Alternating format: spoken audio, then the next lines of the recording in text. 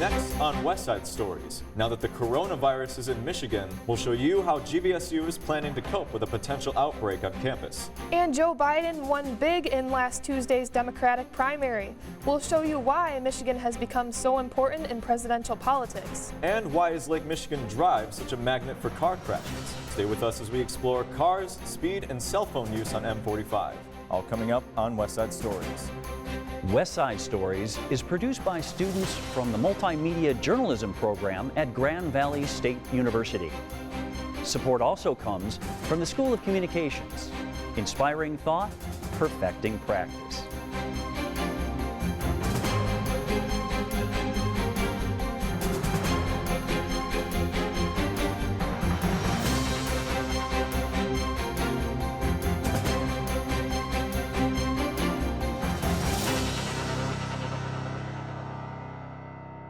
Welcome to West Side Stories. I'm Sean DeWard. And I'm Autumn Babis. The greater Grand Rapids community is still reeling from the news that the coronavirus is now in Michigan. With college students back from spring break and high school students ready to go, reporter Claudia Sella says people are worried. I'm here at GVSU's Allendale campus, where, as you can see, no one's here. It's practically deserted. This is a scene that's playing out on many college campuses across Michigan after Governor Whitmer's recommendation to help stop the spread of the coronavirus. I have had the opportunity to speak with the presidents of all of our universities and community colleges. They should consider telelearning when possible. Telelearning really just means teaching online, but this can be challenging for professors who have never taught this way before, and for students who have never learned this way before. This is all moving very quickly this past week, and so I think it would be helpful to look at where it all started. This was Janine Caldew this past Wednesday. Yesterday, we learned of the first 2 presumptive positive cases of COVID-19 here in the state of Michigan. Today, the World Health Organization declared this a pandemic. Last Wednesday, when we found out this was a pandemic, this is what the map looked like. It seemed cases were popping up all over, and students at GVSU had just come back from spring break, and some were worried. Yeah, I actually am. I'm super worried about it because everybody went a ton of places, and I know a lot of people went on cruises, and it's super easy to spread, and I kind of feel like it's going to come back here. So far, the virus hasn't made an appearance in West Michigan, but according to Caldew, this is evolving rapidly and will change. In response, GVSU students have been asked to go home. Back in the dorms, some students were scared and many were uncertain. I don't know, it's some mixed feelings because I work on campus, so I don't get a paycheck for a while, but also I don't think I have my exam on Friday, so. All right, and overall, how did you guys feel before school was canceled? Were you nervous or no? I wasn't really too nervous because it affects the older people and the older demographics, so I don't know, I wasn't too scared, but now I'm hearing more about it. I'm like, okay, that could be bad, but we'll see. GVSU urges students to continue checking their emails and to participate in what are now online classes. We'll keep you updated on the latest developments of the coronavirus story in West Michigan. In Allendale, I'm Claudia Sella. GVSU professors have reportedly been asked by the provost to look into using Blackboard instead of meeting in person if a campus coronavirus outbreak occurs. That would mean in many classes at GV would, in effect, become online classes for the rest of the semester. Vice President Joe Biden has continued his comeback narrative by winning the Michigan Democratic primary last week. Michigan was a must-win state for both Biden and his opponent Bernie Sanders. Reporters Molly Wagner and Zach Goodrow closely followed the primaries. They produced this in-depth look at why Michigan has become so important in the 2020 presidential race. Michigan's coming fairly early right after Super Tuesday, so it definitely has a role to play in the, particularly the Democratic primary. Michigan certainly played a large role in Tuesday's Democratic primary, with 125 pledged delegates at stake. Although Senator Bernie Sanders lost in Michigan, his Grand Rapids campaign office helped him gain support right here. That way we can just keep things coordinated. I'd love if you could give me a call back. While his staff and volunteers campaigned from his Grand Rapids office, Sanders himself campaigned throughout Michigan in the days leading up to the primary. He called for unity while speaking in Detroit. We are going to do everything humanly possible to wipe out all forms of discrimination in this country. Sanders' progressive policies seem to appeal to young voters. GVSU Young Democratic Socialists of America president Damian Martinez says Sanders is a different kind of politician. I grew up in a household where they were very apolitical and they didn't like it because everything was just politics as usual, corruption, that sort of stuff. And so he brought a different perspective to that. He was someone that was actually willing to fight for people.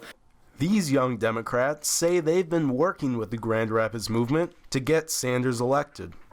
We're helping with the Grand Rapids movement for Bernie, as well as canvassing on campus, whether it's just tabling at the clock tower in Kirkhoff or actually going, whether it's to dorms or to off-campus apartments. So just last week on Wednesday, we made about 300 calls and got about 45 people committed to voting for Bernie over in Colorado, I think it was. So there's lots of different ways that we're working to help get Bernie elected.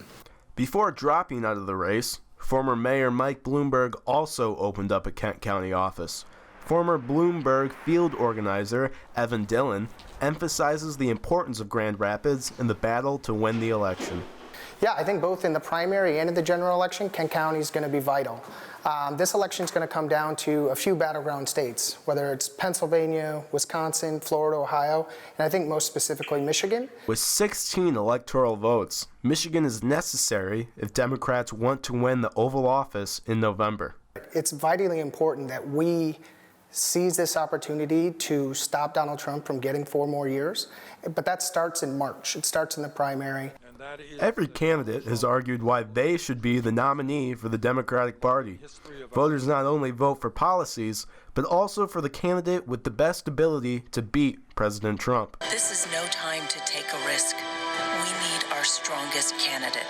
So let's nominate the Democrat Trump fears the most. Former Vice President Joe Biden has branded himself as the strongest candidate against President Trump.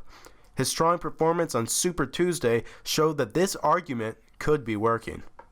A Monmouth University poll released Monday shows the former vice president with a 15-point lead over Senator Bernie Sanders in Michigan. Sanders narrowly won that state in 2016. Biden did win Michigan with 52.9% of the vote. He gained 72 delegates while Sanders took home 52. Though he lost, Sanders placed an emphasis on the type of voters who still support his campaign. The younger generations of this country continue in very strong numbers to support our campaign. On election night, students supporting Sanders expressed concern for a Biden win. Ryan Gerger was nervous that a Biden victory could hurt youth voter turnout going forward. I don't think that's going to be inspiring to young people, and that is the voting demographic we really need to defeat Trump. Waverly Eubank, a GVSU student and Sanders supporter, shares Gerger's concerns for a Biden win. I feel like if Biden won, it would feel like a very big slap in the face to millennials and like Gen Z and just any progressive person that wants to see lasting social change in this country. I think it's very important as students to have a voice and make sure that we voice our opinion and who we want in office making those decisions. That was Peyton Perry Radcliffe, a GVSU student.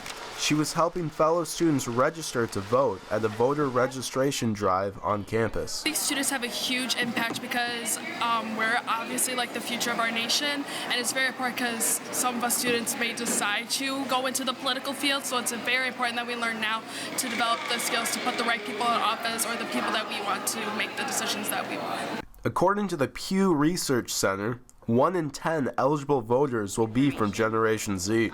These voters are between the ages of 18 and 23. Many are first-time voters. I know for myself, this is my first election that I'm actually able to vote, so I'm very excited to actually go and vote for who I want. For many students, this is their first time voting in a primary presidential election, so we wanted to have an opportunity to answer questions and just inform students about the process. To help students learn about the primary process, the GVSU Political Science Department hosted a presidential primary forum. Students were encouraged to ask questions to GVSU professors, like Laura Schneider. so they could get informed before voting in the primary. The primaries are particularly important because that's where we pick our candidates for the general election. So if you're not happy come November, but you didn't vote in the primary, then you shoulder some of that responsibility. So this is really the opportunity for you to express your personal opinion about those that are going to be on the ballot in November. Grand Valley's Democracy 101 program encourages students to vote in every election, especially the primary. From voter registration drives to helping students get to the polls, GVSU says their goal is to give students the resources they need to exercise their civic duty. Michigan always serves as a swing state because of the divide between the east and the west side of the state, so it's always important in an election because of that. Schneider is referring to the fact that the east side of the state tends to be more liberal and the west side tends to be more conservative, hence the split state. Michigan has served as a swing state for the past 5 elections. In the 2016 general elections, 47.5% of the popular vote went to President Trump and 47.27% went to Clinton. Democrats fear, however, that some Sanders supporters won't vote in the general election if he doesn't win the nomination. Also, I could be accused, and I think in a way it makes sense of throwing out my vote. Students we talked to say they are still energized about the campaign and look to the future as the election approaches. But it's always worth it to keep fighting the good fight. In Allendale, I'm Zach Goodrow. The next primary election takes place March 14th. Guam and Northern Marianas decide who they want to see in the next general election come November. Several recent car crashes on Lake Michigan Drive have the Ottawa County Sheriff's Office asking drivers to slow down and pay attention to the road. Reporter Hannah Swain looks into why Lake Michigan Drive is such a dangerous stretch of road. Lake Michigan Drive is quite the busy road. One that runs from Agnew near Lake Michigan all the way to the west side of Grand Rapids. The 25-mile stretch runs through 4 townships, including Ottawa County. The road has a variety of speed limits and a changing number of lanes. So there's actually 3 different dynamics to Lake Michigan Drive throughout Ottawa County, and we find our responses in those areas differ because of the way the roadway is designed. One of these dynamics, Vanden Bosch says, is speed. Simply put, the speed limit changes from 35 to 45 and tops out at 55 miles per hour. Vanden Bosch says the problem is that drivers don't keep it to 55. They tend to drive faster, a lot faster. Sergeant Vanden Bosch says that this is because of those changing dynamics. Lake Michigan Drive is M45, so it is a state roadway. It's not an interstate, so the speed limit's not 70, it's posted 55. But again, drivers change their speed with the environment. And typically we see wider roadways, more open area, the speed gets to be generally a little higher. These higher speeds can and often do result in accidents. According to Ottawa County Sheriff's Office, it also means the accidents can be more severe and sometimes fatal. Recently, Wood TV reported a tragic head-on accident on Lake Michigan.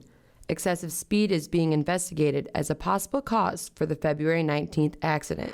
If you look behind me, you can see just how fast these vehicles are traveling down Lake Michigan Drive. While the speed limit is posted at 55 miles per hour, most of these vehicles are going anywhere from 65 to even 80 miles per hour. This stretch of M45 includes the entrance to Grand Valley State University's main campus in Allendale. Sergeant Vanden Bosch claims that this brings more drivers to the area. And when there's more drivers, there's more likelihood of speeding or accidents. When you bring more traffic into an area, you deal with more traffic-related issues. This interactive incident map outlines the department's response activity in the county. If you follow Lake Michigan Drive, you'll find most incidents are in regards to speeding issues. In response to this active speeding environment, Ottawa County Sheriff's Office says they use proactive measures in an attempt to reduce this activity. Distracted driving is also a concern of the department. You know, I think if you break down speed, not so much in miles per hour, but in feet per second, if you're doing 55 miles per hour and when you talk about how many feet per second you're actually traveling, it gets people's attention. That's 80 feet in a second. So if you look at your phone for 2 seconds, you've just gone 160 feet without looking at the roadway. As of now, Michigan does not have a conventional hands-free law. This means that although texting while driving is illegal, all hands-free or voice-operated activity is allowed. There are currently 3 proposals pending in the Michigan House of Representatives in an attempt to strengthen the current Michigan cell phone laws. Sergeant Vanden Bosch claims that 97% of crashes are related to driver behavior.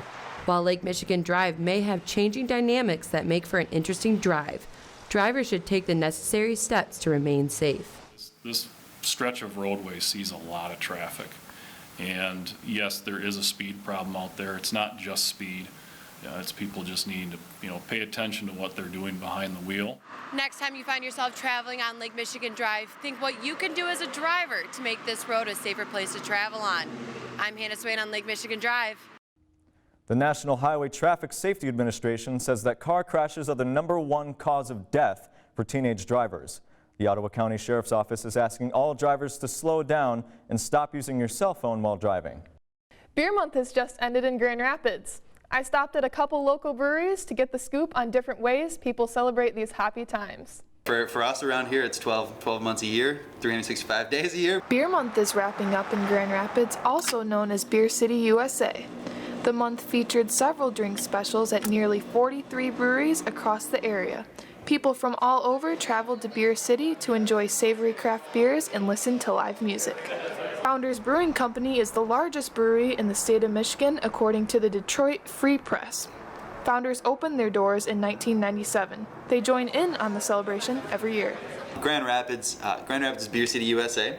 And because of that, we wanted to celebrate. So once a year, we take an entire month, because why do anything half? And we take an entire 4 weeks and just turn it into a big celebration of beer across the city. This year, Spanish brewer Mau San Miguel purchased the final portion of Founders Brewing Company. Mau, which is the largest family-owned brewery over in Spain, now owns 90% of Founders, with the original founders, Dave Engbers and Mike Stevens, retaining 5% apiece. Founders sees it as an opportunity to reach people and spread their message and beer around the world.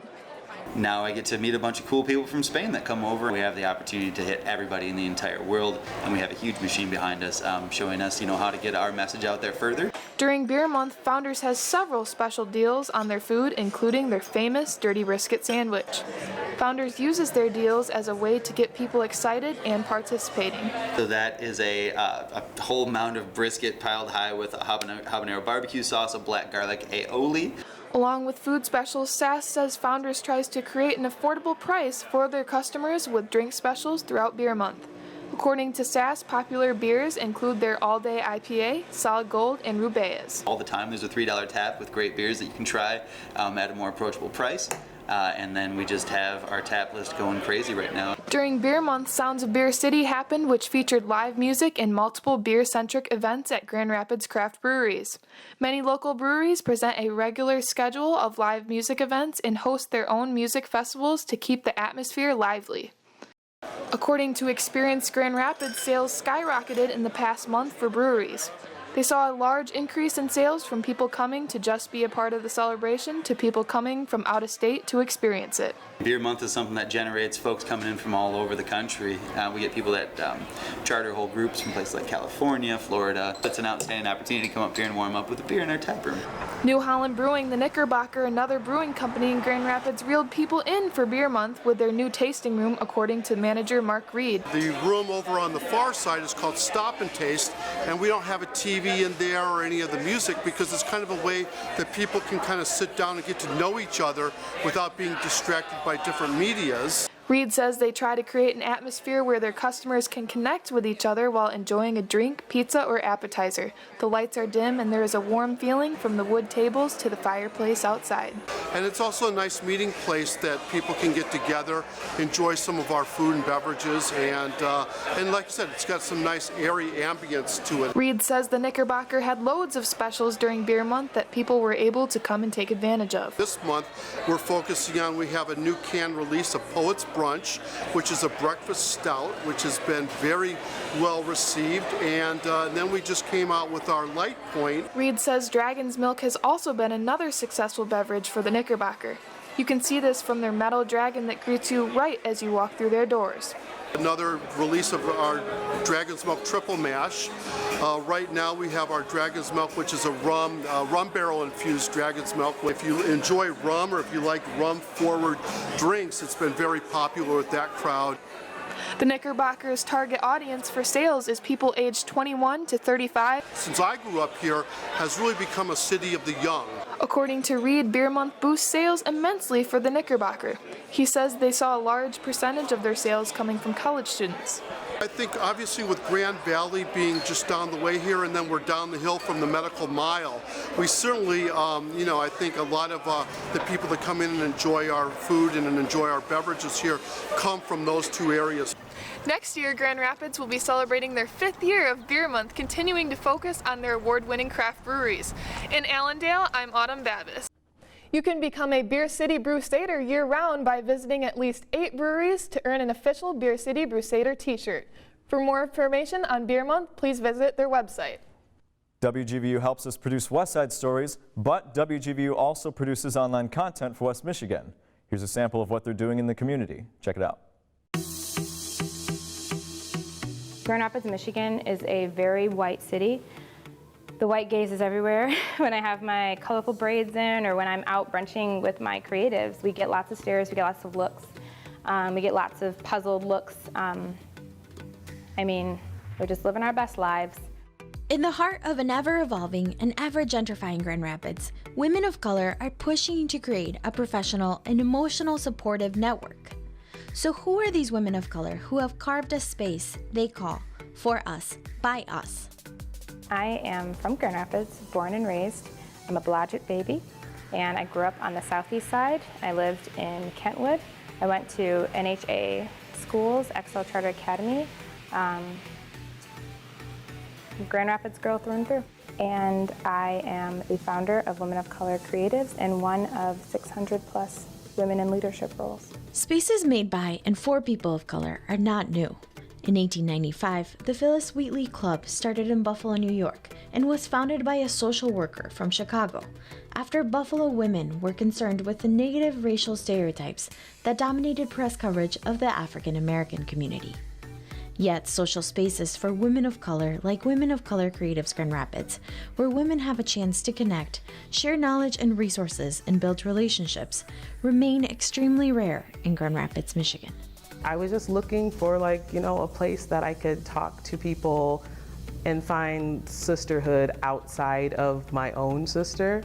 I had an experience a couple of days ago where I'm just like, I can't get this with the friends that I have. I need to branch out so I can feed the other parts of me that aren't getting fed by my current friend circle. And so I'm coming here to get fed and feed my life, my soul, my artisticness, and all that wonderfulness. So that's why I came. I feel that. I left my sister behind in Japan. I talk to her every day. And it's still hard, but we make it work. But yeah, I made it very intentional to make sure this was my main group of friends. I didn't want to move back into what I had in the suburbs where most of my friends were, I think growing up, were Taiwanese and Chinese because we're in an orchestra together. So now I'm I want to intentionally be surrounded by melanin, and these are my main friends. I have my boyfriend, but I need ladies. In West Michigan, a significant number of women of color with college degrees are living in poverty.